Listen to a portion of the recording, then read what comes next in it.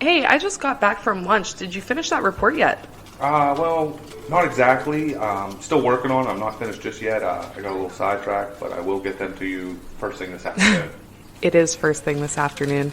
Well, yeah, I understand that, but I mean, I am working on But it. I'll have, what do you mean that the report isn't finished yet?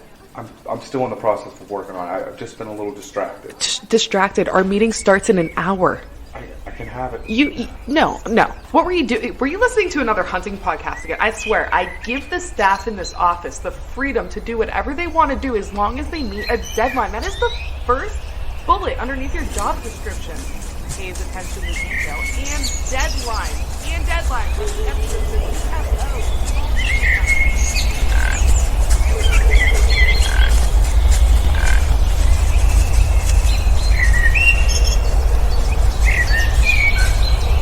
Dude, are you even listening to me right now? Welcome to episode 158 of the Whitetail Distraction Podcast. My name's Austin. I'm sitting in my garage and sitting on their porch up at camp for deer season. Charles Headland and Joe Headland. What's up, guys? What's up, buddy? What's happening? What's going on? Not much, man. I'm just chinchilling. Yeah, boy. I don't know if you got the door open or you're outside fully in that garage, but boy, there is a nip in the air. Nice, crispy. She's cold. I don't have the door open, but I was just out of my truck a little bit ago, and it was a tidbit nipply. It's very nice. It's going to be good. Yeah, people talk down on this, like the heat and everything, but I'm like, you get a good heat like that, and then once that sun starts going down, deer 30 is just fire, you know? Oh, it's going to cool right off, man. Like, I think, tomorrow it's supposed to be a high of 72 or something like that, and yeah, lows in I think that's 50s. when I shot my big boy. I think it was pretty warm that day, right, Charles? And then, yeah, you were sweating. And then as soon as the frickin' sun went down, I'm like, and you get that little bit of crisp in the air. It was like, dude, it's going to be fire. And it was, obviously, but. Oh, yeah. Yeah, that like last hour is just absolute money. Yeah. Money. I got a Kohler and a sharp knife, dude. I'm not afraid to quarter up a deer and throw in a Kohler for the night. Listen, boy. I'll always go back to the week. What was it? 2 years ago, it was like 98 degrees every day for the first week of season, and I didn't go hunting. And then I pulled my trail camera card, and there was like every big buck on the property was up on his feet in daylight eating acorns in 90-some degrees. I was like, what? Oh, This doesn't even make during the sense. heat, or You didn't want to pay that $5 for that. once it dropped down. I didn't want to. So I think I remember that time. Yep, my plan. I had 6 Well, you days ended on up my killing plan. him at the end of the year, though, right? I did get him. Came past me at 60. Yep. Got So, him. but still, I mean, it just goes to show, man. I mean, these deer are still going to get moving.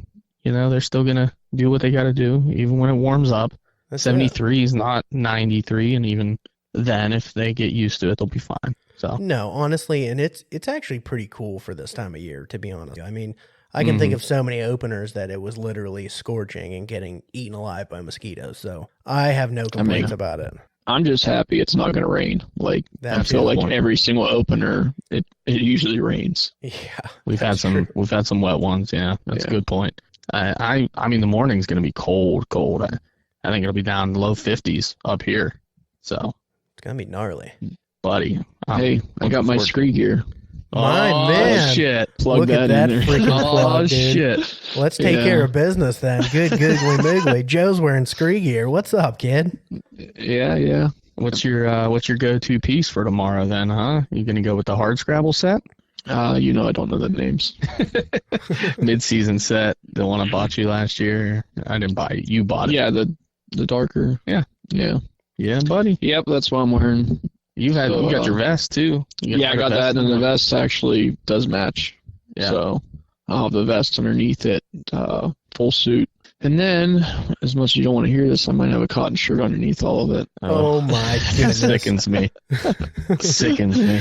Come on, Joe. No, I'll probably have my scent lock underneath there.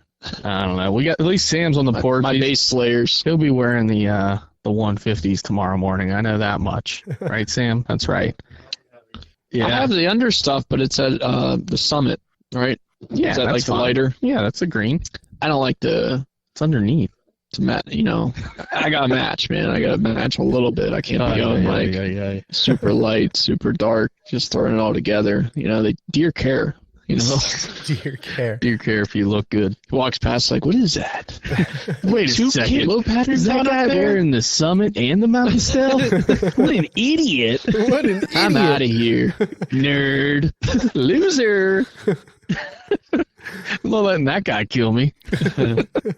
That's hilarious. Anyways, one hell of a plug for Scree. Hey, use I will code tell ya. WDP20 for 20% off your first purchase.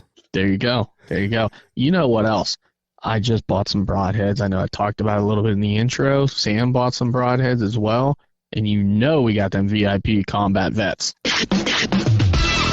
Damn, that was an accident, good but googly that was moogly. awesome. That was beautiful. That was the best accident ever. Dude, that was we're gonna keep it. That was great. Oh, we're keeping that 100%, man. Oh my god, I went to go mute Joe's mic so he could open up a beer and move around a little bit, and I accidentally hit that. It was such perfect timing. Don't mute it. God, that was good. It's camp. He That can was crack wicked beers good. all I he feel wants. like you need to do that every single time that Yeah, now that we start doing I'm so close to this mic. Anytime I move, it's yeah, it'd get mayhem up here, but yeah, man, I got some combat veterans, and I'm gonna try the commanders out too, and God only knows what other goodies are. By the way, I weighed up those broadheads I was telling you about the other day, the commanders. Yep. Dude, they're 150 grains. I'll take them. I didn't honestly, know I'll just change No, my he just inserts, sent- dude. Oh, good point. I was gonna keep them for elk arrows possibly down the road, but you can definitely use them if you want to use them. You can keep them if you no, want. you to. can't take those inserts out once you put them in there. Dude, they're hot melted in, man. Yeah. The ones I got put in the what's the other way Epoxy. epoxy. Yeah, Oh yeah. I have That one always set gets that me. are epoxy. they epoxy those in, so I ended up destroying 6 arrows. So if anybody wants some 340s, Destroyed 340s or they're not destroyed. They have the 50 grain insert nice. in them, destroy. Yeah, I like it. so they're destroyed for me. But I'll take them then because that's what I shoot. I like no, it. I just got some gold tip Velocity XTs, the 300s, and finally just got those dialed in. It was a nightmare. I had the 340 100 Pros, and apparently those were too weak last year. So dude said buy 300s. So I did, because I ended up Robin Hooding my arrows last week, and I'm like, well, I only have 4 arrows now. Like, what the hell? So like, I might as well buy the 300s now instead of buying 340s again. But I'm like, well, and then I'm gonna have to tune my bow, and then I'm gonna have to sight it in, blah blah blah. Buy the 300s, went to go sight it in, or went to go tune it. Dude's like, they're too stiff. I'm like, dude, what is going on right now? Like, how many years in a row do I have to spend $180 on arrows before I dial this in and get it right? Like, you want me to find 320s somehow? Like, what do you want me to do? So yeah, I took it to the shop up camp here on the way in, and that dude, he's good, man. He was like, bam, bam, Thank it's you. good. Paper sight, paper tuned, everything's good. Put a I top like it. hat on it, and I'm like, all right, I got to run up to camp, man. It's like 7 o'clock. I'm pretty close to camp, so I'm following this dude, and I see a cop behind me. I'm like, you know what? He's gonna pull me over. I know he is. Like, everything's going wrong for me this week. I might as well just get pulled over. Pulls me over, gives me a ticket. I'm like, man, this is this is bro. bad. So now I'm sighting my bow in the frickin' underneath the camp lights.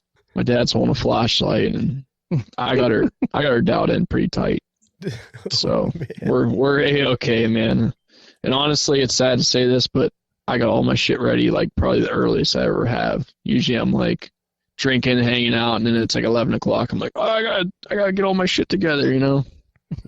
So ready to go, drinking a beer, happy. Well, we've been preaching about this 2B season now for 2 weeks. Yeah, and yeah. how much it helps. Like, you get up here and you got everything ready. You don't have to worry about all that crap. All the fears of forgetting something from first day. It's Besides the bow stuff, I mean, I feel like I'm pretty organized, probably the most organized I've been in a while. I did almost forget my boots until I swept through my garage to grab the big cooler and stuff like that, and I saw my boots sitting there. I'm like, that would have been bad. Sure, somebody could have helped me out, but I'm not wearing steel toes into the woods. I almost forgot my socks. I ain't gonna lie. I was getting all my clothes washed up again today just because they were a little dirty and a little sweaty in some of them. And, I had to get everything all washed up again. All this prep stuff. I love it. It's a great time. I like it. I feel like I guess I'm to behind reverse the ball. this, I was going to say, how are you feeling, Austin? I don't want to say I'm behind the ball. I feel good with my shooting. I've been shooting, but I just switched over my arrows a little bit ago, literally before we hopped on this call. I put my broadheads on, got all that stuff together, and then I'm still, after we get off this, I'm going to put some more of my stuff together. I'm trying to pack my backpack and get all my stuff, make sure I have everything.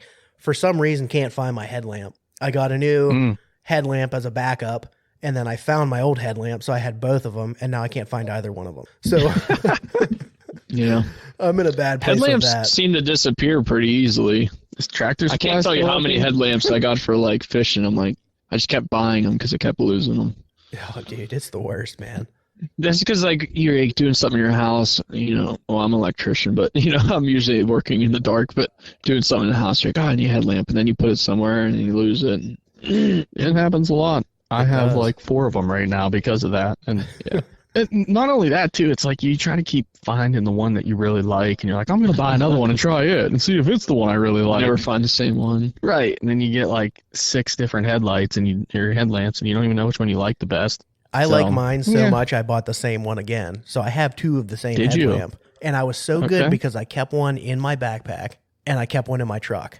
I was like, I'll just have it and know where they are at all times. But then I took the one out of my truck, and I was doing something.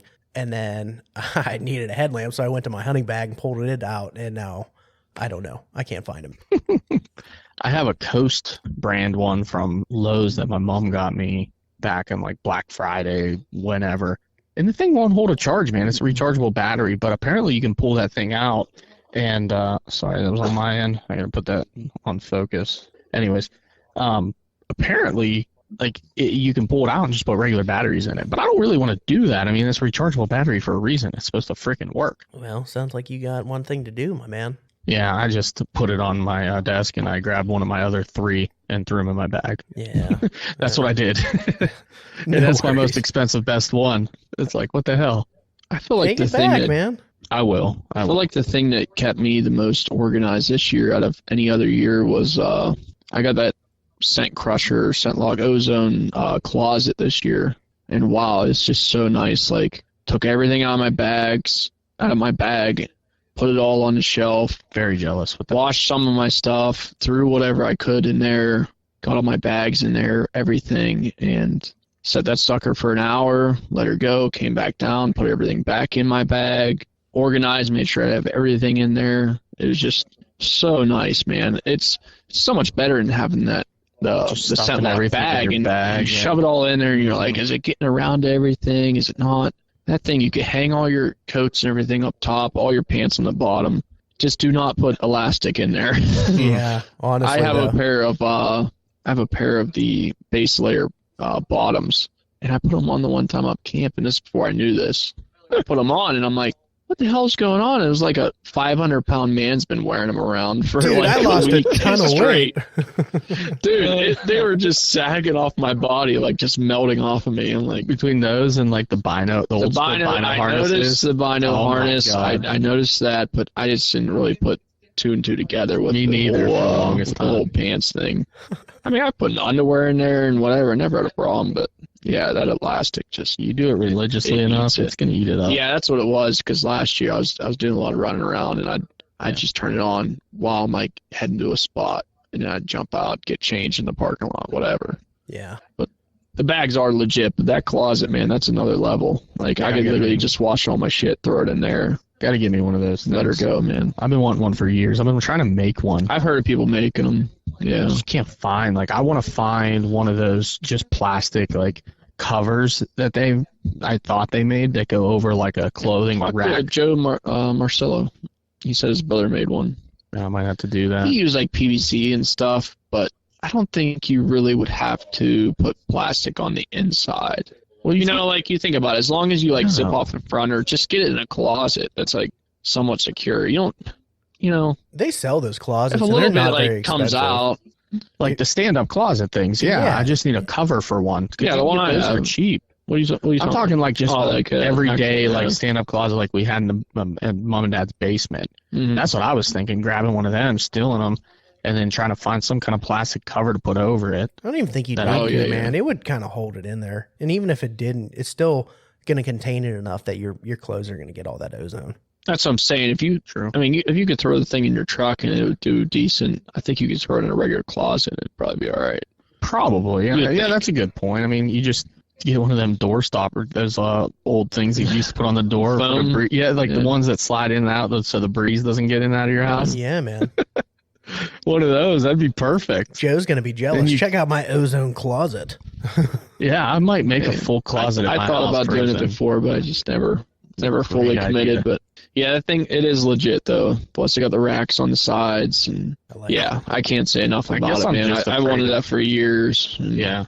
finally pulled the trigger. How is it like the ozone leak into your house and stuff? Like that's what I would be afraid of if I did my closet. Just have ozone pumping into my house. It's not enough ozone to affect you. Or to kill my cat or anything. Like No. Dude, my Alright, ozone cool. machine cranks out more ozone than like anything, and I run it in my basement all the time. Yeah, that's what I was thinking about, was like an ozone machine to get for something like that, not like the little ones that come in the bag and whatnot, because Yeah. those don't pump a lot of ozone, to be honest. Dude, you know what I've been doing, to be honest with you? Like, I have my ozone machine, but I have all my stuff hung up on just like a clothes hanger down in my basement, and it's really close to my workbench. I've been just plugging in my room clean and running my room clean. Oh, okay. I like that. And when I go down, like it. I'll hit it for a half hour. When I go down, dude, it reeks of ozone down there. So I'm not really too worried about it. Yeah. But you haven't Yeah. killed your cats yet, so that's good. Yeah, they're solid. They're still good. They're still. Yeah, my wife was mad at me because she saw there's hunting clothes in the washer. I'm like, listen, I can't put everything in there, you know? Yeah. And if some of this stuff's like dirty or whatever, has hairs all over, I'm going to throw it in the wash first. She was all mad, and I had to open the thing up just to show her that I was using it. And I opened it up and just took it right to the face. It was running for like 30 minutes. I opened it up, just took it. Ozone. That's a beautiful thing. I like I it. just That realized. stuff's rough. I just man. realized Jess is over there rocking the Whitetail Distraction beanie. My lady. Yeah, What's up? that's what I'm talking about. Yes, ma'am. Yeah, camp's rocking right now, man. There's a lot of anticipation up here. I like We're it. ready. Let's get Season's into that opening up tomorrow. anticipation then. I want to hear about what you guys got going on. Well, that's a great question. I actually usually don't have a plan coming into like first day kind of thing. I just kind of wing it based on the wind. But the other day, It never works. It never works. So the other day, I was like, you know what? Let me come up with a plan.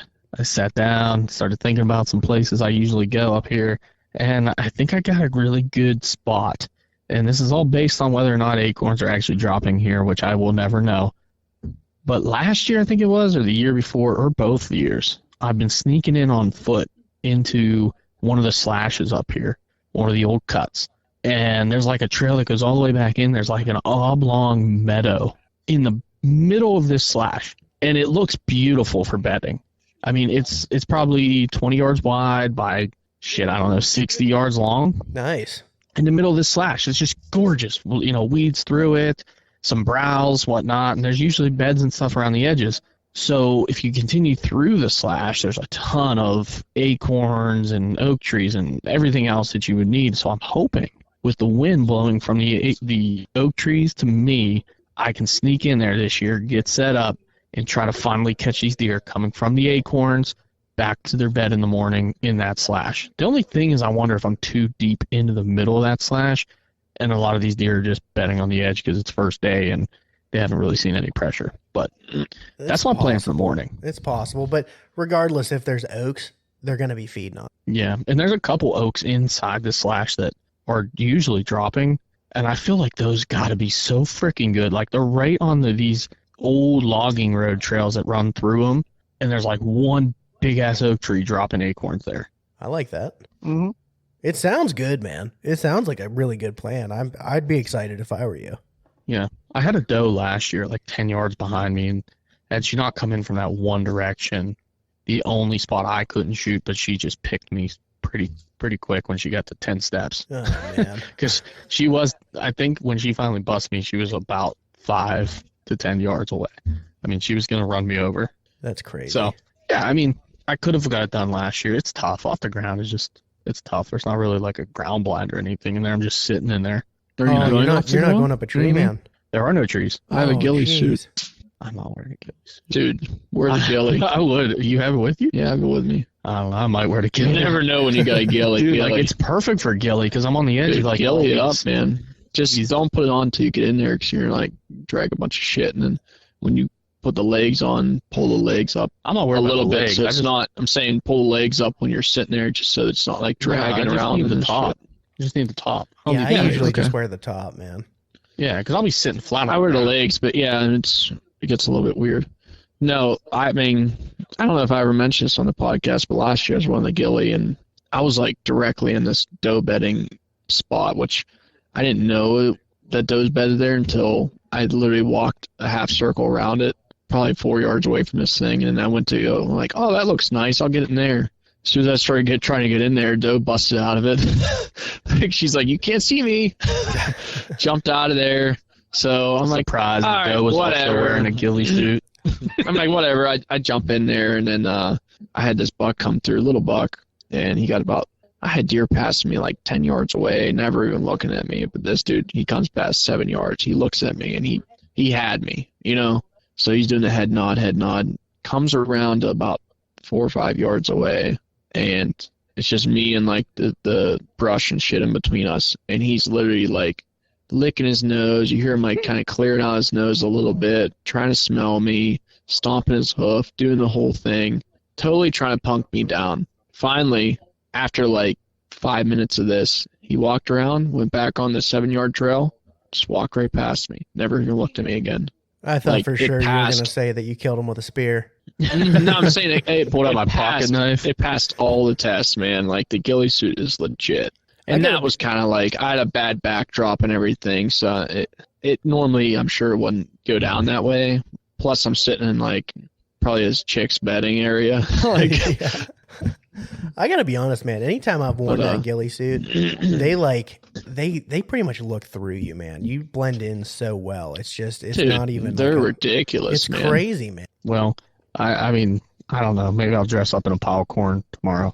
No, I'm telling you, we're the top. My idea is I'm going to go to the spot, the area where I shot Mr. Big, and I shot a deer out of there first day of the 1 year. Historically, it's hit or miss. Like deer move through there all year long. Like you could go down there the last day of gun and you'll have deer move through there. You know, like deer are constantly going through that area. But it's almost more of a rut spot to me.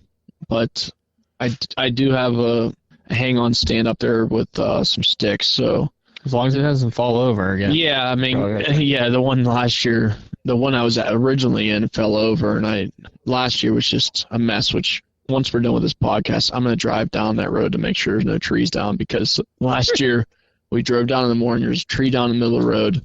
Oh, Cleared that out. I'm out there with my handsaw clearing it out. We get past that, and then I get the whole way back, and my tree was down that I had my my hang on.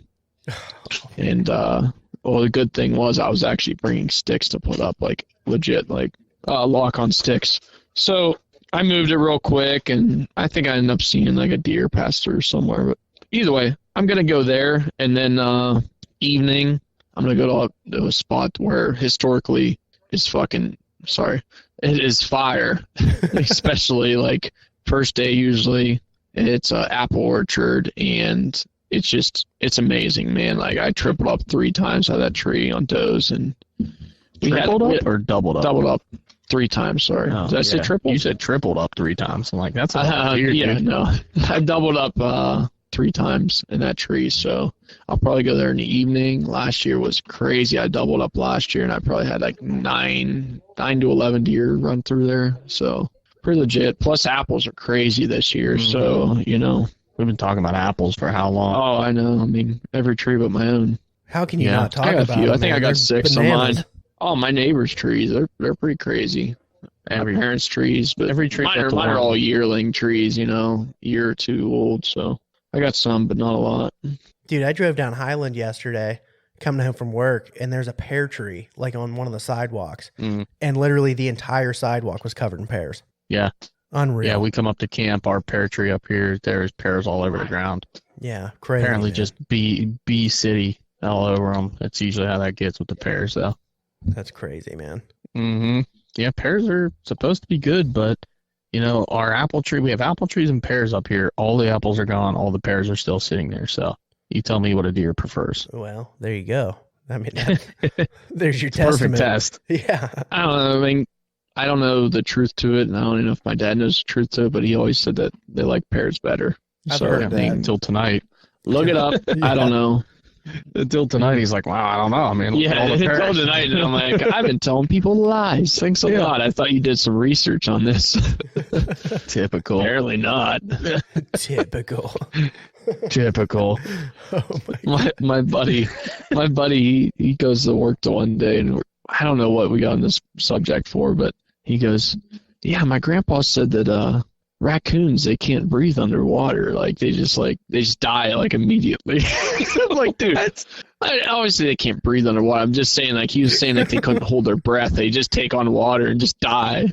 I'm like, I think it's a lie, dude. And we looked it up, and I think, like, out of, like, most animals, they can almost stay underwater more time than, like, almost any other animal, like 37 minutes or something crazy. I'm like, dude, your grandpa lied to you so you didn't feel bad when he was trapping and throwing them in the water. Oh my god. I have a raccoon Savage. story like that is just absolutely far-fetched, and it's barbaric, and I won't share it on here, but yeah, they can hold their breath. They will fight like hell to get out of that water. Oh my god. Crazy. I don't know if there's any Things you'll truth to believe this that or somebody not. tells you. I don't know if there's any truth to this or not, but I heard that whitetails can't breathe underwater either. Oh, they've come back to life Ask sometime. Sam that one. Yeah. Hey, Sam, can whitetails breathe underwater? They cannot. They cannot. Confirmed. If anybody knows, I trust his judgment. They may or may not come back to life after, but that depends if they're zombie deer or not. Sam was like, me, myself, and Irene. He was like choke holding the thing with his fingers in his nostrils. Hey, I don't know if you listened to the last episode or not, but a guy spined a deer and then I heard lassoed that it one. with his I tether rope. was laughing. I listened to that today, and I was laughing because I did the same. I didn't do the same thing, but I did shoot a deer twice in the spine one time, and I'm like, oh my god! I ran out of arrows.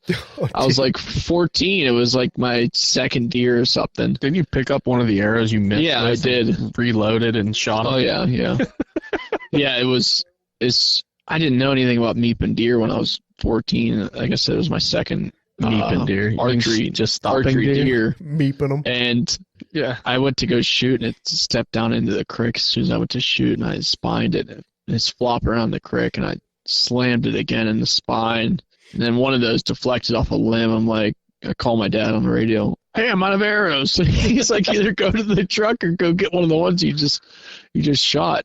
So Yeah. it can get a little bit funky when they're swirling around on the ground like that. Especially, it seemed like his bow was off Yeah. quite a for bit. sure. Like he said, he missed once and then spined it and then spined it again. So that was barbaric, but Yeah, it was. It got a gets little wild. bit weird. It got a little weird by the campfire. By the way, fires started here at camp, and now we are technically campfire side from the porch. But it's not that far. You might be able to hear some wood chopping in the background and whatnot. This is the real deal here, folks. This is the real deal. Well, Austin, you going out in the morning? No, I'm not going out in the morning. I didn't have plans to from the get-go. I'm going to take the girls to soccer practice and make sure all of my stuff's together, shoot my bow and whatnot, and then I'm going to go with a buddy from work and another buddy. We're going to go hit a piece of public I've never been on and kind of scout our way in, go our separate ways, and check out some pieces and hunt it for the evening. You going to get chased out by duck and geese hunters again, or what? It's not season yet. Okay, good. that could be fun though. I mean, tends to I happen kind here. of like that. I like doing up camp because there's so much land to play with. You know. It's opening day, man. I'm not super duper concerned. It looks like a good spot. I mean, if I could get an opportunity at doe, I'd be fucking tickled. Yeah. I think me and Joe were talking about it, like, if something were to come up on those trail cameras that we were like, I think we could go in there and kill them locally. Maybe we don't make that trip to camp. Well, I don't know about you, Joe, but I know it hasn't been anything very consistent enough to say No. you got to be here for opening I had day. a decent 8 he daylighted on the 27th, and then I had I think it was like, I'd have to check. It might have been like 2-3 o'clock, middle of the day. And then I had yesterday morning. He's a decent 7, but he's a 7. You know, he has one G3, and his G2s are pretty tall, but he's just crab clawed on the one side. Nothing special, up and comer. You know, we gotta get that gene off that property. I kind of like it in some circumstances, like but like that one that we have this year, that was probably one of the big 6s. We had 2 big 6s last year. And this year we have one big 8 with like little crab claws at the end. and he lost a brow tine after he got a velvet. Yeah, He got a velvet and he lost one of his brow tines. I'm like, yeah, kind of maybe see it was damaged, but he's a freaking brute, dude. That deer is big.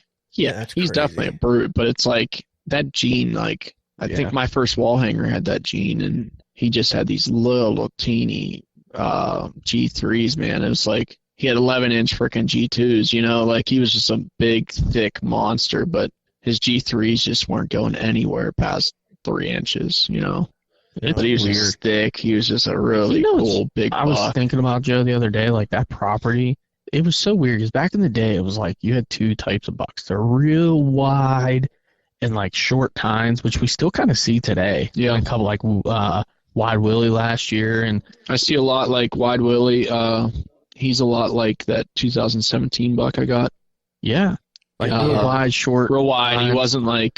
he wasn't super short. Like he had that one side that was real goofy, like maybe he was injured or something, where it was a bunch of like short tines stacked up. But Mhm.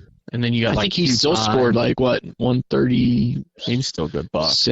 130 something. Yeah, he was still a really good buck, but he had all the tine length. Not the tine length, but he had the main beam length. He had He had mass. real wide. He was massive. Yeah, like, but yeah, that gene floats around a lot. But there's another one the too. goofy gene. Well, there's that tight rack with the real high tines too, like Tony. Oh yeah. The one rush shot down there, the one I had one like that. You know, it's the one crazy how those genes go from year to year to year. I mean, Oh yeah, you look at that, like it's insane. like I've said before, like every deer ever shot on that property, I think had a sticker on the right side, like a kicker on the right side, coming off the base. Yours had that too. Yeah, it did. When you shot a couple years ago.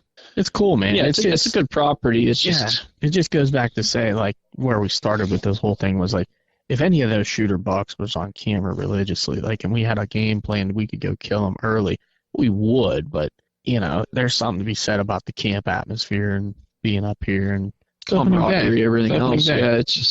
Yeah, it became a tradition. I mean, it wasn't a tradition before. Well, we I used to told the hunt story. locally. Yeah. Yeah, we used to hunt locally first day, but then after we got this camp, it just became just another tradition, you know. Yeah. I told the story on Patreon the other day on Marco Polo, and I was saying how traditionally first day we would all go to the private property piece that we had, and we'd all kind of hunt there somewhere. We'd all stack into it, and then we'd go get our shop and say breakfast afterwards for $4 a meal. Yeah, you want some? Yeah, try that. It's a little larceny. It's a little watered down, but it's delicious. It's bourbon. Whiskey, bourbon, same thing. What do you think? Oh, yeah. You got a whiskey got a thumbs up podcast. You're for- telling me it's the same thing For larceny. It is the same thing. There's a whole bottle of it in there. Enjoy. Yeah. I'll take a little dabble in that. All right. I'll dip my lips in. So anyways, we'd have our It's a little breakfast, and we, mustache you dip. know, we go out for the evening wherever. We kind of separate, go wherever we wanted to go in the evenings. But since we got the camp, we just kind of moved up here and started doing it a little differently. So Yeah, I like that tradition though. That's good. I mean, it's nice up here too. I mean, you got a ton of deer. What was the one year? We slayed the one year, but I think we had a big. I think we killed decent group. 6 opening week and Yeah, opening that's day. That's 'cause the year I we- went crazy and I just walked like for like an hour way back in there, and I killed. Dad got 2. I'm pretty sure we killed 6 as the highest in the opening day. Yeah, In archery. might have been. Yeah, And then 6, rifle, 7, we just somewhere around blew it there. out of the Yeah. water. Yeah, 10 first day. Yeah, it's nuts. That's So a pretty I've good listened opening to day. like I've listened to all your podcasts the past few days, so I'm trying to like correct some of the mistakes you guys made. I think you said 9 first day. Oh, just clearing things up, clearing up the timeline. First here. off, we got the corrections If it was- coming in. It was 9 first day, and then little Johnny shot the 10th on the second day on Sunday. It was 10 and 11. I think it was 10 and 11. I don't know. I'll look at the picture. Regardless, it's a lot of freaking deer. Okay. Nah, I finally got a job, Austin, where I could listen to podcasts and do brainless work. So There's nothing wrong with that, man. I've been laying into it. Yeah.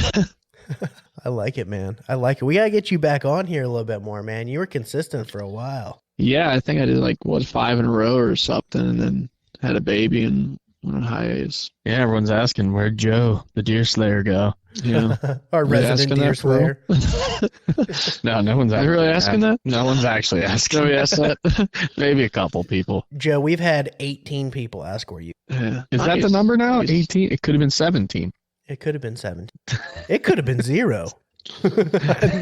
Yeah, I've been getting pumped up, man. I've been listening to you guys. I've been dabbling in some old stuff, re-listening to some of the old stuff, and It's just fun. trying to, getting psyched up, man. I do that sometimes. It's I'll go finally back here. and listen to an episode just to get a little refresher or something like that. Yeah. I like listening to my old one with Jimmy, Ohio, and everything that blew up for some reason. I think it was a great story, but He's over here just adding his stats. Listening to. I said, I'm gonna get in second place all time. I said, well, yeah, second place in 150 some episodes. Yeah, I think you were pretty top good. 5. You were definitely top 5. I was top 3 too for a while there, but you're not gonna beat Johnny Earhart, man. But no, I listened to that and I kind of just you listen to yourself and you're like, you notice you say something a whole lot and you just get stop saying it, but you know that you're gonna keep saying it. I said, well, either way, probably 1,000 times on that episode, dude, and it just drove me nuts every time I listened to it. But I don't know what it is, man, but when I get on the podcast, I tend to repeat stuff. I don't do it in real life, but for whatever reason, when I'm talking to somebody, I'll be like, definitely. And then before the whole time, I forget what Charles used to say, but I always used to say absolutely. And I said absolutely 1 million times in one episode. Yeah. Dina made fun of me for it. Yeah. well, that was that Caitlin girl you had on. She was saying the same thing. You just, was it Caitlin, right? Caitlin Moss or Caitlin the the other one. The recent one. Yeah. She was saying you notice that, and then it's just funny, you kind of make fun of yourself. That's one of those things. It's just the one that you brought up was Doug Kostrova. Is that his name? Doug Kostrava from Horny Buckseed. Kostrava from Horny Buckseed. Remember, he was the Wisconsin guy that had the accent. He kept saying, shoot, what did he had a punchline he'd said a million times. Oh my God. It was a very Canadian. How do you forget this, Joe? You recently? No, this is an old one, years ago. I don't know. Dang it. Definitely. As soon as I said definitely. it, as soon as I said it, I lost it. He said something. He said about 4 million times in that episode. It's Well, the thing with my episode, I had Northerner. so much to cover. I mean, it was like a 2-hour episode. I had so much to cover. I was just trying to stay on topic the whole time. So I was just every time it kind of started fading off topic, I just said, well, either way. And then I just tried getting back on topic, you kept because saying, there's so much going on that season that I was like, I just got to cover all this. I got to get it through. We can't go in rabbit holes today, that's what it was. It was, Oh, I worked with 300 was. Canadians, dude. They really, they changed me. He said it about 4 million times in the episode. I still say that shit to this day, man. The Canadians will rub off on you in that poutine. I say a lot now that I worked with Canadians for probably 2-3 years. Pretty sweet, eh? That's good, Well, boys, we were supposed to make this a shorter episode. Definitely got off the rails. I will say that I am going to definitely, to get us back on track, I'm definitely be targeting some acorns in the afternoon tomorrow. So I got a game plan. Going to try to find a bunch of big oak trees that I know where they're at from turkey season. Look at that. I was actually deer scouting in turkey season. Kind of. Ruh-roh. Yep. I was gonna say, what's the chances Charles brings up turkey during this? Come on, man! It's the day before archery. What? Come on, turkey. What? That's all that I kid was We can need think to do about one of now. those Oh, deer's Can he like shock his brain or something, dude? Just get this shit out of his Dude, I can't. soul. Let's do it. Can't do it. Shock therapy. No. We got to. We need to do some shock therapy on his ass. Yeah. Yeah, a little larceny in the cup. It's not larceny, it's shock therapy.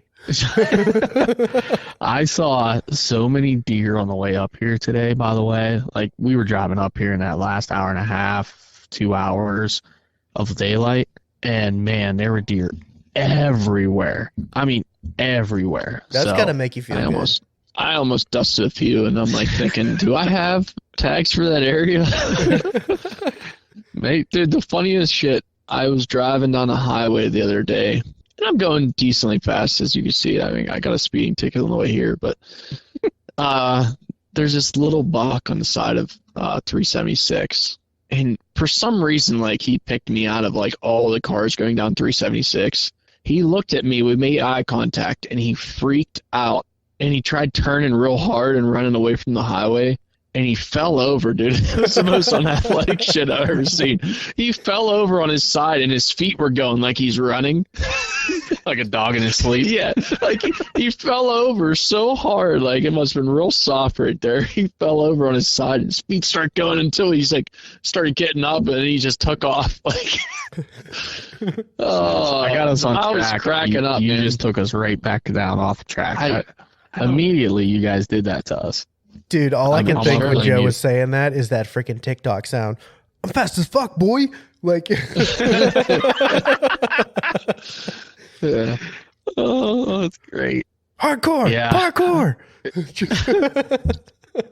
Well, Another Joe, sound if you would have hit one tonight, you would have been the second person to hit one on before opening day. Yeah. With my truck. With your truck. With my truck. Yeah. I was the first. Yeah, Charles hit one a few years ago, and then I gave him so much shit the next day. As he comes out of the woods, I'm like, well, you should have took my truck in the woods with you.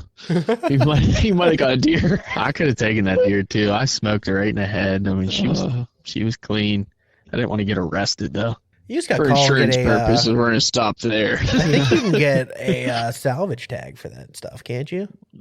Yeah, not at midnight and day before archery on a Friday night. Well, I don't know how it works. I think you just take it and I then mean, you apply for the tag.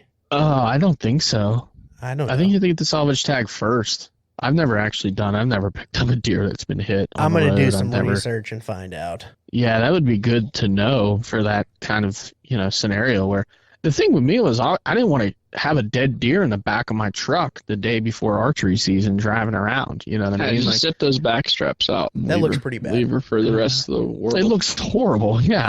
I mean, obviously no hole in there and their head's blown up and like from the truck, but I don't know. Clean kill. Clean kill. Oh, man. I don't know, man. I haven't killed one in the first day in so long. It's like I don't even care. I just want to be in the woods. I didn't get one in 2B this year early in the season. I missed one. Last Friday night I missed one. It was a close shot, but it was just dark and it was a dumb shot and it was bad. We don't have to get into that on this episode, but yeah, clean miss, clean whiff. So I missed my opportunity. We had a couple. Me and Mike Fennell were down there the other night. We had like 6, 7 deer. That was last night because I called you when I was shooting my bow. Yeah. And you called me back. I think I just shot a deer. No. No, that was a miss. Yeah. And then we had a bunch of close opportunities where if he just maybe stood up, potentially he would have had a shot, but like they were just over this little rise and you could see like the top third of their backs and their heads that they were walking across like 35 yards, pretty decently dark, and then they caught our wind and it was mayhem, dude. We switched spots on the ground, which if we wouldn't have, he probably would have, if he would have stayed where he was originally, and he would have had shot opportunities all night long, but we switched because he needed more cover for his draw and then lost all the shooting. I'm like, damn it, dude. I was like, if you were in my seat, you could have killed probably 2 deer tonight. Oh, But- man. Yeah, it's just like tough, close calls down there all year long down there. So all year for the last 2 weeks, all year so far, How But long it's you been just- hunting, bro? Yeah, I think I went out four times this year. So That's pretty good, though, Yeah. honestly, man. You should be pretty ready to rock. yeah, and the first thing I'm doing is hunting off the ground. Good, good. Yeah, The ghillie suit. and I'll take the ghillie top, 100%. I think you should. I ran it through the ozone. It's ready to go, man. It's Heck sitting yeah. in my I'm scent lock bag in there. Now I'm really excited. Yeah, I might bring it in the evening because I'm just not sure how that stand's gonna look because it could get a little crazy with saplings. I mean, it's been good for how I've been hunting over for probably about 7 years, and usually they stay down enough where I could get some good shooting in. But I'd be careful sneaking into that stand tomorrow afternoon. Like, take it they really might, slow, they might dude. be hanging out in there They bunching bed on under apples. those apple trees all the time. It's Yeah. like in an overgrown field, and it's really good spot, like a really good spot. Yeah, last year was mayhem, man. I just had groups of deer coming through, like people were pushing them to me, But yeah, it's gotten a little weird over the years. Like I used to be able to shoot to that field, and then the trees just kind of overgrown. I never really maintained them. But yeah, I love it over there, man. It's just beautiful sight. I mean, the mountains, the mountains are so nice. That's like in the morning. I go out, I get way back deep, and it's just you can't hear anything. It's just you can hear everything, but you can't. Like once it's silent, it's so dead, silent. it's silent. Like Yeah. it's just that mountain. You can't get that. Plus the air, like the mountain air, like they say, it's just you can't beat that with a stick, man. And honestly, depending on how the morning goes, I might even get out and stay away from those apples. But it's hard not to go there. Yeah, if you do, knowing just that let me how know. good it is, Yeah, I'll know what my afternoon spot is. But no, I'll tell you about another spot though that I hunted later in the year last year. And a bunch of deer came through, and Hey guys, really good spot too. But it's buddy. keep talking. I gotta let the dog out real quick. All right, good. Well, I mean, I don't know. For the afternoon, what I think I'm going to do is after my morning hunt, I'm going to head over to that spot that I found in turkey season and see if those acorns are falling, dude. You should see it in there. There's like a dozen, dude, of those mother oaks, like the real big trees. Did you walk in the yard over here? Like, Oh, the all I yard's was crazy. stepping on, it was like I was stepping on like a floor full of marbles, dude. Yeah. It's crazy. Well, the weird thing is, like when I was down in 2B, it was very hit or miss. Like there were trees like that where you couldn't take a step without stepping on an acorn, Yeah. and then you pass 6 more oak trees, and there's not an acorn one. I mean, is that a good thing or a bad thing? Because it's like, I think it's a if good there's thing. that many acorns, are they going to really dial down on certain areas, or they have a whole forest of acorns to Yep. go after? Are they going to They go after do. your acorns? So that's the thing. You need to find the tree. And I realized this when I was in 2B that night. I was under a tree and multiple other trees, and it was raining acorns all night long. There were acorns all over the ground. When I went to climb up, I'm like, okay, this is where I need to be. I climbed up, and I watched a doe group to my right at 120 yards, and they fed around the same tree all night long. One tree. All the trees over there, all the trees around me were dropping. They fed around that tree the whole night for an hour and a half. To my left, another doe group, 100 yards away. They fed around one tree the whole night. So it's like you got to find the tree at feeding that time. scrapes, Yeah, I mean wherever the they're activity. hot, And they'll be in there for a few days on that one tree. I'm sure that they'd prefer, like, me going to the apple orchard. I'm sure they prefer apples 100%. and pears and everything over that. I remember the one came in last year, and I swear I heard it just munching on pears or apples or whatever. And I was like, should I get down and go sneak up on him? Like, nah, I'm seeing a lot of deer. I'll just hang out. And then a couple groups came through. I ended up smoking 2 does at 7 yards, and literally my arrows were sitting. Remember that? Oh yeah, like My 2 arrows were feet sitting apart. like a foot and a half apart. Yeah, legitimately. And they're both hard shots. Man, Yeah, That- it's crazy. That was wild. You know last year. what I saw more of this year than I've ever seen in my entire life that's going bananas is bur oak. Dude, when we went and Interesting. scouted that property in Ohio and even some in PA and down in 2B, bur oak is freaking insane. What's And bur oak? so if you've ever seen a bur oak acorn, the acorn top almost covers the acorn? the entire acorn, and there's just a little bit, and, And they would got, like that more? dude. They were killing them Hmm. when we I found the think they bur would oak like tree. something that's harder than. Not that it's hard. I'm sure they just They just munch crack on them the right same open. thing. Yeah, the same way they just crack them right Yeah. open. But like they were killing it. When we found the big bur oak tree and it was all the tops, there was like barely any actual acorns. I don't know how I've never heard of this. Dude, I don't think I've ever even seen a bur oak acorn in the wild until this year. And there was piles of shit all over under this one tree in Ohio. And then I think when we were down in 2B, we were walking around and somebody picked up a bur oak acorn shell. And I was like, no shit, that's a bur oak. Like, I've heard of them, obviously, I know what they are. I don't think I've ever actually seen them in that plentiful. Dude, you've seen them and not even known it. I have one in my front yard. I'll send you a picture of what they look like. Oh, really? Yeah. Yeah. Yeah.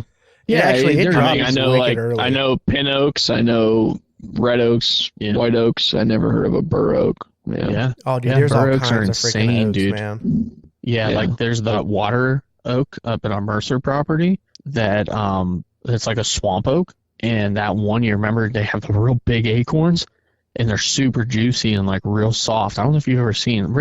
I never ate them trolls. I cut them open. I didn't eat them either. I cut them open. He's ever munching on them. Well, no, I think they'd really like. It was that time frame where I heard somewhere like you can cut them open and see if they're still fresh and good, or if they're all dried out and gross. Like, and this thing was like super, super fresh. Yeah, And they're real big. Like, and I killed 2 deer from the ground that night and missed one. Like, I could have killed you know, 3. a fox squirrel like the size of a dog over there just slamming these things. Oh, just insane, dude. These things were so good looking. But between the bur oak, the hickory nuts, and just your regular white and reds, there's a ton of food on the ground right now, like Joe was saying. But you got to find like the feed tree, like the hot feed tree. And if you get on there, you're in that tree, not in that tree, but if you're around that tree, it's money. Well, you remember that spot we hunted and gunned years past. Me and Sam doubled up the year we killed 10. Okay, yeah. I heard it was Remember all the 9 feed or scrapes 11. back there? 9 to 11. 9 to 11. Remember all the feed scrapes you saw back there? I'm trying to still think. The year we killed all those, we were way back that. Where we over went there. evening, yeah. Yeah. Dude, the Okay. feed scrapes over there are like, It's insane. it's almost like you almost have to flip a coin to know what tree to climb, because it's like there's sign everywhere. Yeah. 200 yards by 200 yards of just feeding scrapes. It's like, It's a stepped Where do I go? out bench Where on do I like go? a big ridge that drops down. It's one of them benches, and that whole flat on that bench was covered in feeding scrapes. I mean, the entire bench. We're talking for hundreds and hundreds of yards, just feeding scrapes. crazy. And with a gun, yeah, you're good With to a go. gun, you're good. With a bow, you just got to get on that bench, somewhere. That's a good point. I could head back there again in the evening too. I just don't want to get a deer out of there. I didn't bring my I brought my pack. pack. I didn't. I brought my pack. I brought my bags, dude. I'm prepared to like go to war. Like we have to. I even bought a smaller like packable knife, fillet knife for cutting up deer in the Yowza. woods. Yeah, Gerber. It's mean. So yeah, if we gotta pack some out, that's a route we're going. That might open up some possibilities then for Yeah. me. I got a spot in mind that I brought my saddle, so if things get crazy and we get that thing set up, like actually where you shot your buck last year. Was it last year? yeah. Not far from there is where I'm talking about, is where I was thinking about going, just up and around where we set up originally on that same little shelf just around the bend there. There's like a little finger ridge before it drops off into the abyss. Yeah, I see how you didn't add that you shot a doe right afterwards and it ran down into the abyss, and then we had to. I don't know what you're talking about. we had to pack out 2 deer, meaning I had to carry out 2 deer. I was on And my as soon as Onyx. Charles had to hold the pack, he like does some kind of crazy shuffle thing and knocks one of the deer off the pack. We got back know what now, he's so it talking should be about. a little bit easier. But I don't know what he's talking about. I did look at my Onyx, and my track from that day is still on, and is saved on my Onyx, and you can just see like the areas where Joe's deers died, where I went across, where I found mine, where I hit it, where I tracked it, where I found it, where we brought it up out of. It's not pretty. not pretty at all. It's not pretty. It is. It was pretty brutal, if anything. Yeah. Gorgeous spot though. Gorgeous spot. Yeah, if you turn it off topographical, then it does look okay. It looks great. Take the lines off. Take all those crazy lines that are sitting around top of each other off there, and it looks great. Yeah. Put it on that new Yeah, 3D mode yeah. and see what it looks like. It's not going to look pretty. So what's your season looking like here, Austin? What do you got? Some cameras out? What do you got rolling? I don't have any cameras out, man. Not yet. I have a bunch of cameras ready to rock, but I didn't have time to put cameras out, so I'm gonna do kind of like what I told Chuck before. They're gonna ride in my pack because honestly, every year I go out and I'll be hunting and I'll scout my way into a piece or something like that, and I see something, I'll have all my cameras out, and I don't have one on me, and I'm like, I'll come back and I'll put a camera on it, and I never do. So I'm kind of gonna go on the fly this year and keep all my cameras in my back and put them out as I go, and just kind of do it that way. I'm gonna hunt a couple different properties to start off the season. So cell cams or regular cams? Yeah, cell cams. Yeah. And then just kind of. I got three cell cams rolling right now. And, I think Charles probably has 3 on that same property. We've been trying to really like break it down, and just kind of figure things out. And it's hard, like we're like hoping that like, okay, it goes past one camera and it goes past another camera. Now we got its travel pattern. Like we got it like figured out. But there's a lot of times, like even last year we had our cameras pretty close together, and I'd get pictures that he never got, and then it was very rare for us to get the same picture. So I think there's like some type of like cutoff that we're not really seeing. Yeah. Or that we are. I mean, that we can't really get cameras in there because it's too thick. But yeah, we're really tied down. I feel like I put all my eggs in one basket this year, mostly because I just haven't gone out to other properties yet. I still got one cell cam in the bag, and I'm just saving it. I might buy another one. I was gonna put one out here, but it's like, how much am I really gonna come out here for it to, I could see it's a lot different seeing deer daylight 30 minutes away than seeing deer daylight an hour and a half away. Oh, totally, Yeah. totally. It's not like I could just run up here and they go like, oh, okay, that's where I'm going. Plus, the acreage is so much higher out here that realistically, you're not going to have the deer come back through that area the next day. So Yeah, it's tough. I mean, when you're going to come It's up here tough out every weekend at best, if you really wanted to grind yeah, up if you here, really tied it down. you could do that. And it's like, man, if I'm getting a deer Monday, Tuesday, Wednesday, and he's in the same spot by Saturday, he's probably not going to be there, potentially, So like at home, when I can just put up, a bunch of cameras, spray them across the property, and when I see that buck, like last year, he's like, all right, he was in there 3 out of 4 nights. Okay, time to make a move. And I did, and almost should have, made it happen. But like it's the difference is, I have 5 cell cameras up right now, and the crazy part is, even with all of our cell cams, they've never actually killed us any deer. They've never killed us any deer. Like you were saying though, that one camera, it wasn't even a cell cam. It was a regular camera. But same difference, because you checked it like that day, whatever day, and then you went out the next day because you had him recently. It was almost the same as a cell camera going, hey, he's coming through, and then you went in there and should have got it done. But I actually, the buck that you shot in 2021, my buck. Here we go. I shot yours. I got you back. All right. He shoots my deer. I shot yours. It was a touch bigger, but so the buck that I was chasing that year that Charles ended up shooting, I had him daylight. I called off the next day, and I put a full day sit in, and he came cruising across last light, but instead of walking 12 yards away from me, he was 60 yards. So I mean, you can get them to daylight, like the big boy I shot, the 160 I shot out there. I didn't know because I didn't have cell cams then, but he daylighted 3 out of 4 days or something. A lot of nights in a row. Dude, 3 out of 4 days that week he daylighted. Him in that in Cupine. They daylighted together 3 out of 4 days, dude. That's outrageous. Mm-hmm. Dude, it's that rule of 3. Just goes to show. I mean, they could go through the same area 2 days in a row daylighting. They easily could. So I mean, I'll take those odds every day of the week, man. Yeah. Like, If he daylights one day, I'll go in there the next day. Yeah. I'll take those odds. Definitely. Yeah. I've seen it too many times. I don't think it's unreasonable that you have all your eggs in one basket, to be honest with you. Like, you guys have confidence in that It's property. a good basket to have them in. It's a good basket to have them in, man. I mean, there's a lot of deer out there. You guys have consistently done it. You're getting historical data no matter what. You guys have a lot of cameras out there. So I don't see it as a bad thing. And, you know, kind of coming from the reverse coin on that, hunting other properties, I kind of like that unknown a little bit too. Like, you have your place that you know the deer, but I used to like that, yeah. just going in and hunting a spot kind of like we used to back in the day before cameras and stuff, there's something nostalgic about that too.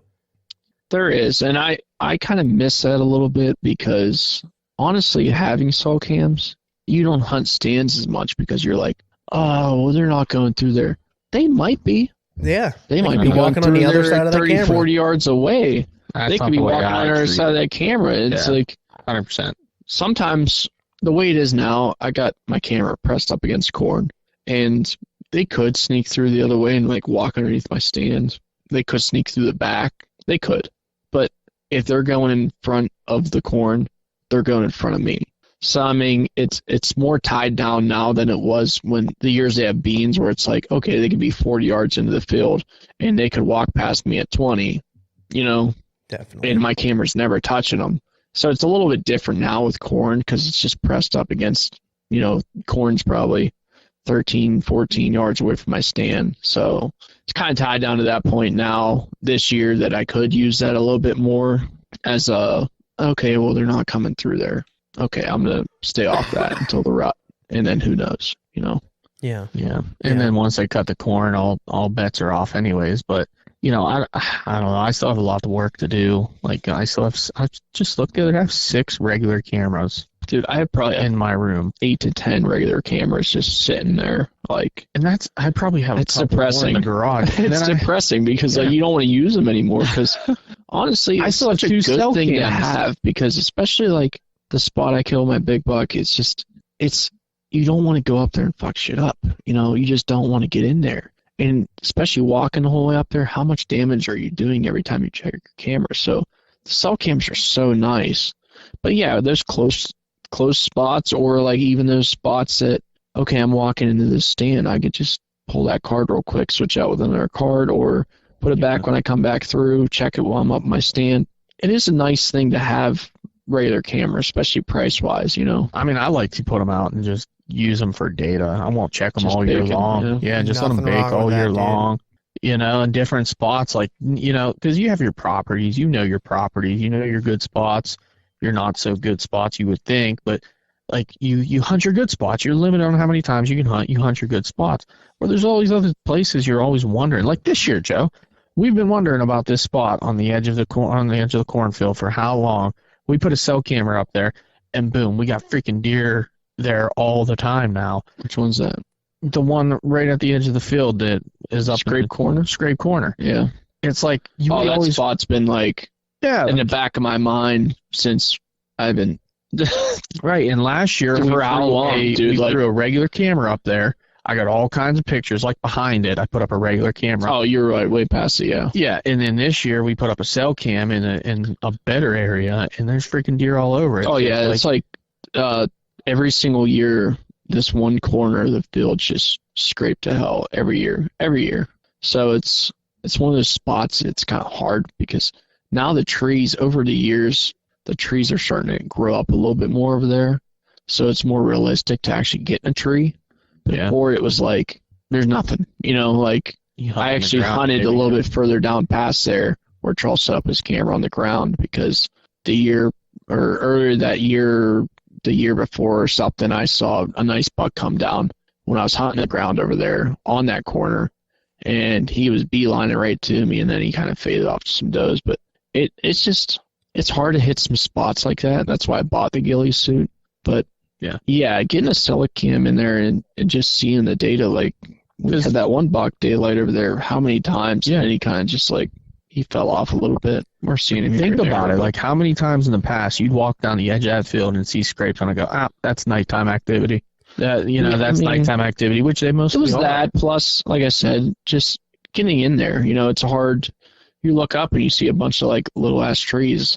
I'm never gonna climb that. Or you see like trees that you couldn't climb before, but now that you have a saddle, they're very climbable. You know. Mhm. Here's my Like thing, guys. before we had lock-ons. I mean, not lock-ons, but you know, obviously with lock-ons, but we had climbers, and it's like you can't climb that tree. There's no way. No way. You guys have the answer at your fingertips here, and you guys are just overlooking it hardcore. Joe, you said you have like 10 cameras. Chuck, you said you have 18 or 8 cameras. You guys have 18 cameras at your disposal right now. They're just sitting there. Take those freaking cameras, man, and get them out in the woods. This is like your opportunity.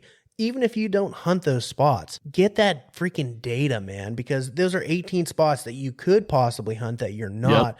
Take it. I mean, even if it's not even one of those things where it's in the back of your mind, like maybe dig through there and see if you can think of a couple spots to put those cameras. But even if you just threw a camera in your pack and you're hunting a spot and you're going in and you throw a camera out, just get those cameras out, man. Throw a pin down so you don't forget about them, and collect that data because at the end of the year, if you guys have 18 cameras out, how much freaking data are you going to have? You guys might be an unstoppable force next year. Holy hell.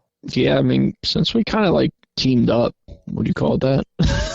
Teaming up. Duo. We kind of became a duo. I mean, our success rates skyrocketed, right? Totally. Yeah, I mean, like crazy. It's definitely. Even last year, gun season, we got a plan together in our heads. Yeah.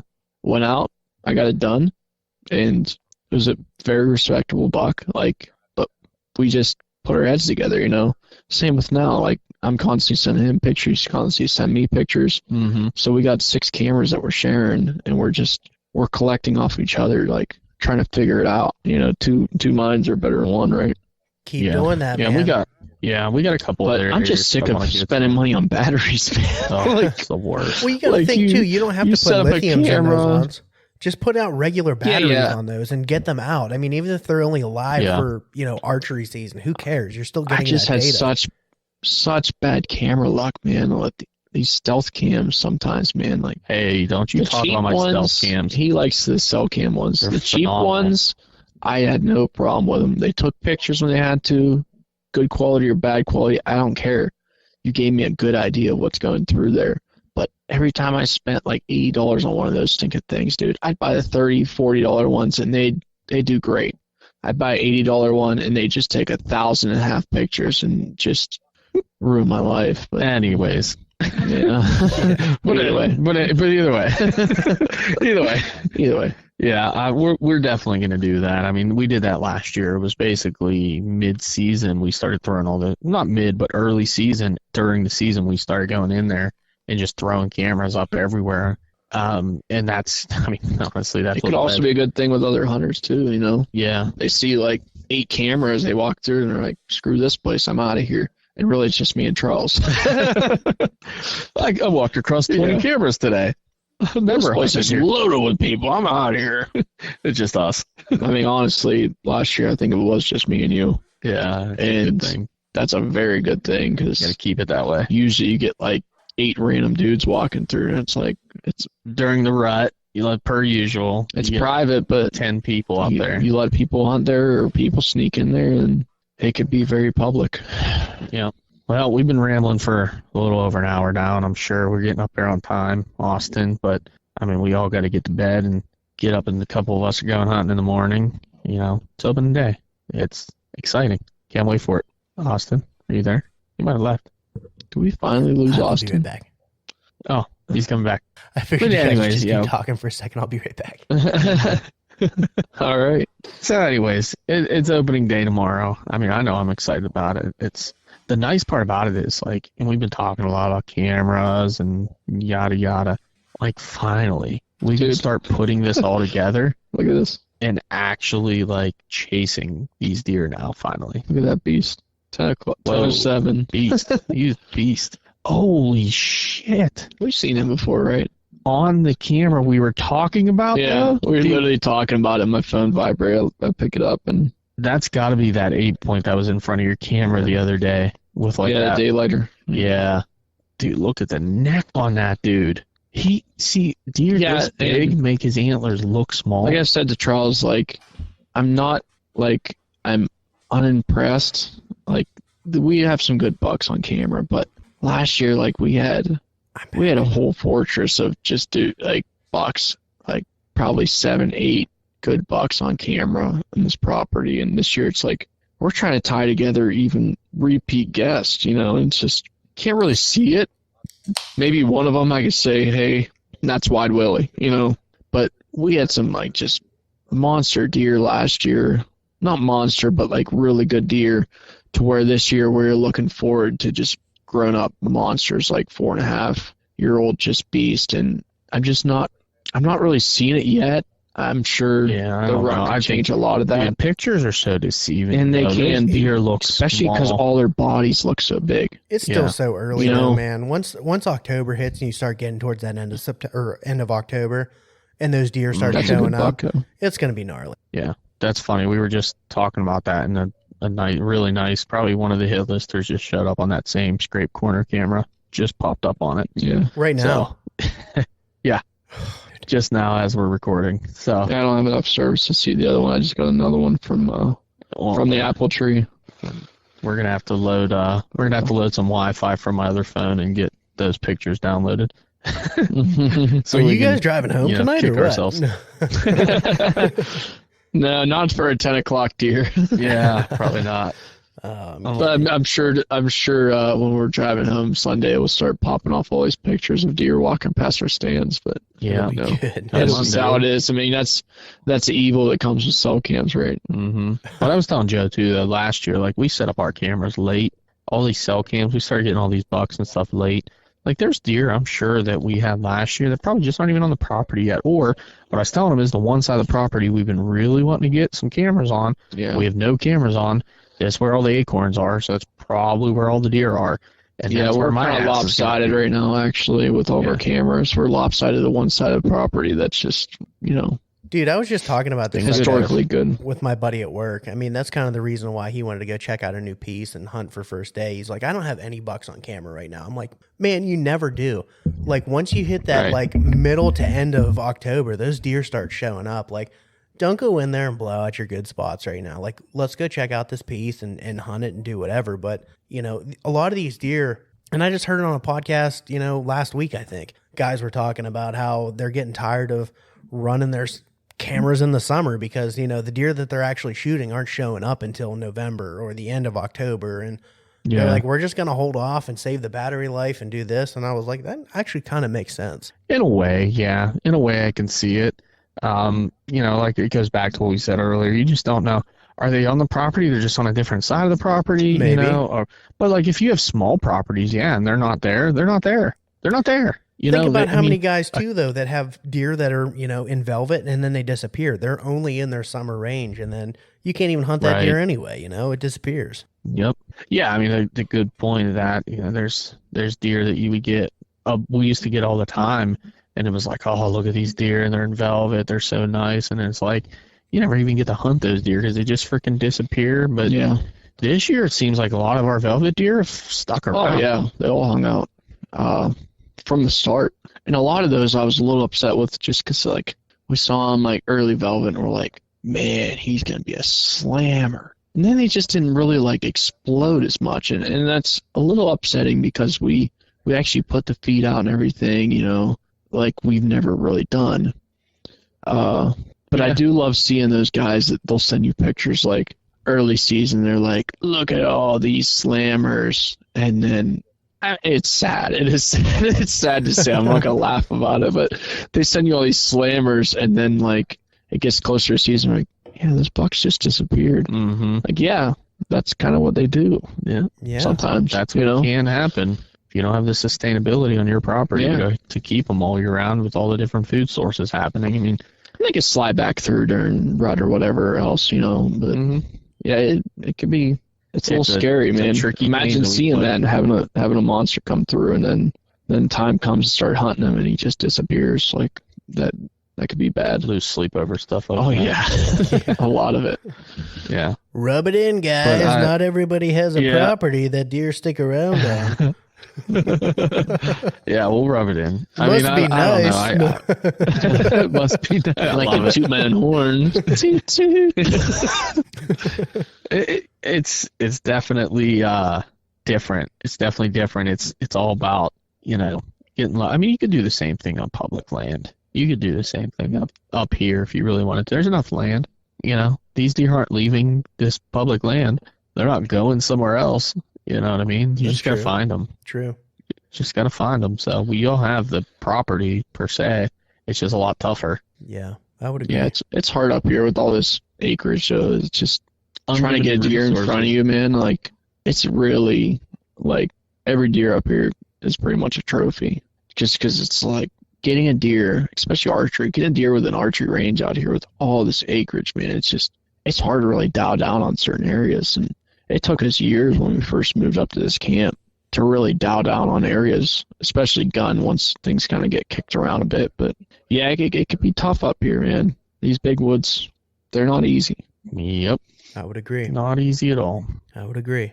Well, buddy, I think we ought to put a bow on this one and catch up after season starts and kicks off, and hopefully we have some stories to tell. Absolutely, man. And we are getting close on time, but before we go, I want to ask you guys not necessarily what your expectations are for tomorrow, but what would you be stoked with if it happened? Well, mine's always been the same. If I see deer tomorrow, I'll be happy. But I guess since I've actually been hunting already and I've seen a ton of deer, I have to up that into saying I would like to have one opportunity. That's all. I don't want to kill. I just want an opportunity. I want something in range. Yeah. You know, if I blow it, I blow it. That's fine. You know, if they get in range and I don't get a shot and they spook out, that's fine. I just want the heart rate. I want the heart racing, put it that way. Yeah, I like it. That's a great answer. So with me, it's kind of weird because, like, this season came up on me so fast. Dude, and I've just been so busy. I've been so busy that I haven't had time to have those crazy, like, early, like, before season jitters of just like, oh, what if this happens? What if this happens? So I don't know what's going to happen when I see a deer. You know, am I going to just like completely explode inside? Like, I don't know. But I mean, obviously every year, like Charles said, just seeing a deer, just being out there is going to be great. So just seeing and just being out in the woods and finally not having to just do this, that, and the other thing and run around like crazy and constantly busy is going to be so nice. Just sit in the stand, watch the sun come up, everything else. Like, that's going to be just a weight off my shoulders, you know, just Definitely. stress just blowing right off my shoulders. But it would be cool to kill some shit, but you know, I mean, that's obvious for everybody. Yeah. But just being out there is going to be great, you know, just finally having a little bit of time myself, you know. I'm with you, buddy. But yeah, I'm definitely excited. What about you?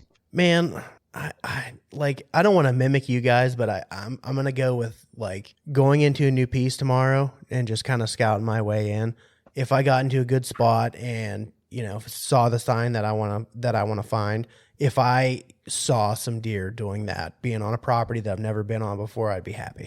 Yeah, I mean, normally you're gonna learn stuff either way. Yeah. Right. Yeah, so that's Being kind on of a how new I piece feel. like that and doing something like that, you're always going to learn something, whether you don't see anything or you do see something or you see something off to the side and you're like, okay, well, they're using that area a little bit more. You're always going to learn something just going to a new property like that. And that is fun to do. Like, I love doing that. Like, up here, like I said, just going wild, just going rogue and just kind of just scouting your way in, finding some spots. And it can be a little nerve-wracking, but it is sweet. Yeah. I'm going to challenge you to set up a camera tomorrow somewhere, Austin. Wow. Done, kid. That's a challenge. Done. It's a challenge. Done. All right. Yeah, I'm gonna Just have a take a camera little in bit my of weight out of bag his anyway. backpack. He has 8 of them in there. So yeah, I got these 6 cameras in here. I need to drop one off anyways. Just drop them off to the woods like Easter eggs. I like it. I like you get it. a camera and you get a camera.